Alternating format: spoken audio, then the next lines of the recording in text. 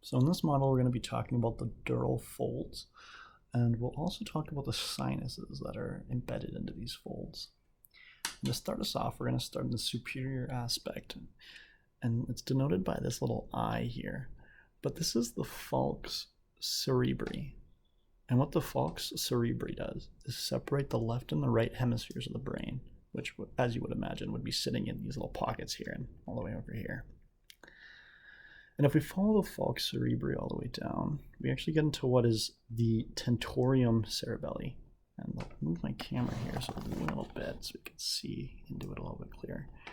And notice it's transversely oriented, and unlike the Sagittal's dural fold here, we actually have it in the transverse section. And what that will do is it will separate the brainstem and the cerebellum from the occipital lobe of the brain, which is going to be on the superior surface of the Tentorium Cerebelli. And if we actually pull this off, I'm actually going to turn this as well. So now we're looking in at it. We see another dural fold. And specifically, this is the Falx Cerebelli. And the Falx Cerebelli separates the two hemispheres of the cerebellum.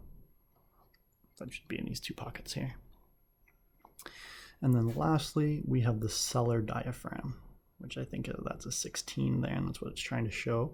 And it's a circular fold of dura, and that lies right on top of the pituitary gland, which is right here.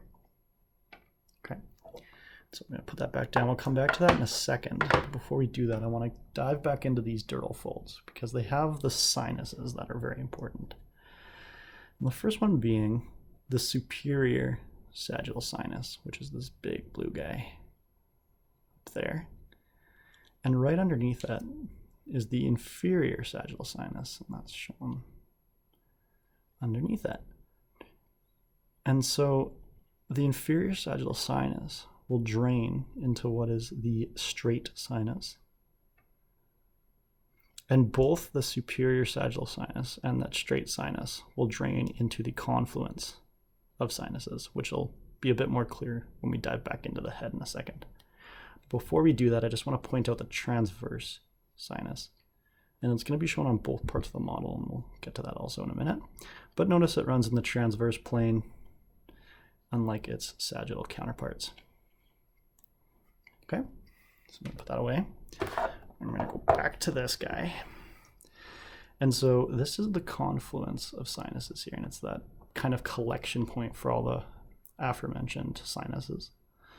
And the confluence of sinus will then further drain into the bilateral transverse sinuses, which are shown here. And then the transverse sinus takes a pretty steep dive into the sigmoid sinus, which will then finally drain into the internal jugular, which is just below. And that's all.